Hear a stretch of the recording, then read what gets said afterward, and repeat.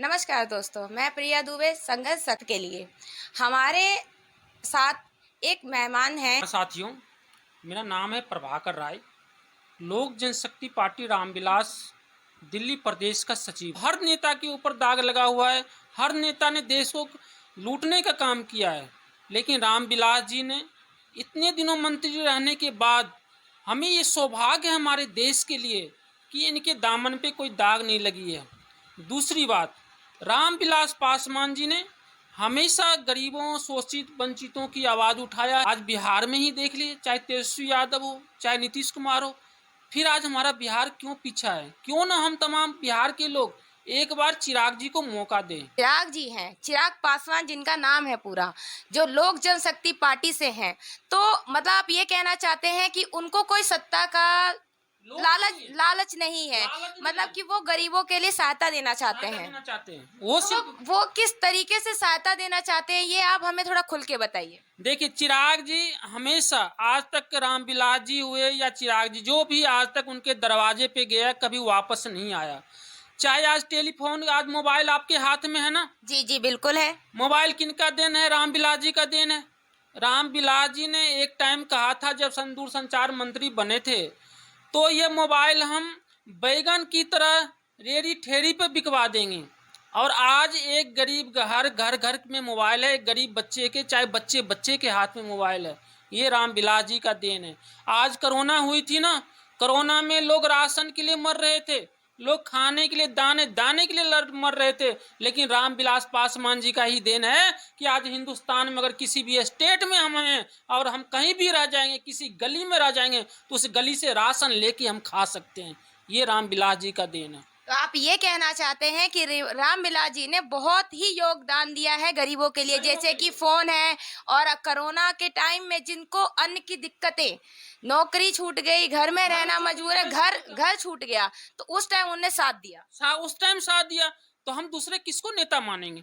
बिल्कुल, आपकी बात से मैं सहमत हूँ कि उनने साथ दिया, लेकिन आप ये क्यों कह सकते हैं कि चिराग पासवान जी ने आगे सस्ता में जाने के लिए नहीं किया?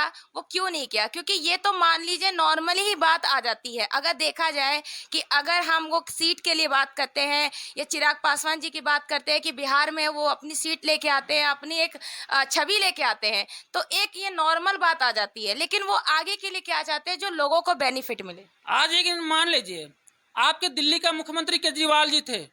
चुनाव से पहले जिस टाइम में मैदान में उतरा था, उस टाइम केजरीवाल जी बोला था कि हम कांग्रेसियों से हाथ न मिलाएंगे, हम मुख्यमंत्री बनेंगे, शीला दीक्षित को जेल भेजेंगे। लेकिन जब चुनाव खत्म हुई, शीला दीक्षित से गले मिलाया, उसी कांग्रेस पार्टी से समर्थन मिला। आज चिराग जी चाहते तो क्या केंद्रीय मंत्री नहीं बनते थे? आज चिराग जी को मंत्री का ऑफर था। आज इनको बिहार में 25-30 सीट लड़ने का ऑफर था, लेकिन उन्होंने नहीं लड़ा। इन्होंने बिहार के स्वाभिमान के लिए, बिहार के मजदूर के लिए अकेला लड़ने की साहस दिखाई कि हमें वोट मिले या ना मिले, हम रन में गरीबों के लिए उतर रहे हैं, लोग हमें साथ देगा तो हम उठेंगे, और उसी सिद्धांत पर लड़े। आज ये चाहते थे, आज 12 जनपद जिसपे 30 साल 35 साल से रामविलास जी का कब्जा था, आज चाहते तो मंत्री बन के उस बिल्डिंग को बचा सकते, उस मकान को बचा सकते थे, लेकिन चिराग पासवान जी ने उसको 1 मिनट में ठुकरा दिया कि हमारे लिए मकान बड़ी अहमियत नहीं रखती है, हमारे लिए गरीबों की जो हमारी मांग है, गरीबों की जो सिद्धांत है, हम उसके साथ, अपने सिद्धांत के साथ समझौता नहीं करूंगा। तो सर, मैं आपसे एक बात और जानना चाहूंगी प्रभाकर जी, कि आप जो बात कह रहे हैं वो बात से हम सहमत हैं, लेकिन अब जो आगे आके आपकी पार्टी आनी चाह रही है, रामविलास जी की पार्टी जो आ रही है बिहार में, जो आपका सबसे बड़ा क्षेत्र है, तो अब उस केस में कि वो क्या आगे करेंगे, क्या महत्व मिलेगा गरीबों को?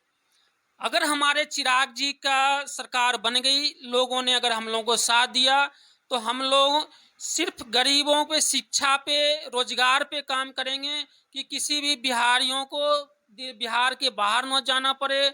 हम शिक्षा, जो गरीब आज शिक्षा से वंचित हैं, उनके लिए काम करेंगे। जो युवा हैं, युवा के लिए, रोजगार के लिए सोचेंगे। हम लोग हवाई बात नहीं करेंगे, हम लोग काम की बात करेंगे। वही सिद्धांत हम लोग दिल्ली में अपना रखा है। दिल्ली में जितने भी पूर्वांचल वासी हैं, उसके लिए हम लोग अभी लड़ाई लड़ रहे हैं, शुरुआती है और अंतिम दम तक लड़ेंगे। चाहे पब्लिक हमें साथ दे या न दे, एक दिन पब्लिक को आना पड़ेगा हम लोगों के साथ। हम लोग इसके लिए लड़ने के जा रहे हैं। जैसा कि आप लोगों ने जाना कि पंकज जी कह रहे हैं कि हम लोग आगे जाकर लोक जनशक्ति पार्टी, जैसे कि आप जानते हैं रामविलास जी की पार्टी है, ये आगे बिहार में चुनाव करने वाले हैं और साथ में दिल्ली में भी अपना एक महत्व बना रहे हैं। तो आगे हम जानेंगे कि ये पार्टी कहाँ तक महत्व करती है, कितना बेनिफिट देती है, गरीबों की सहायता करती है। कैमरामैन अमित के साथ प्रिया दुबे।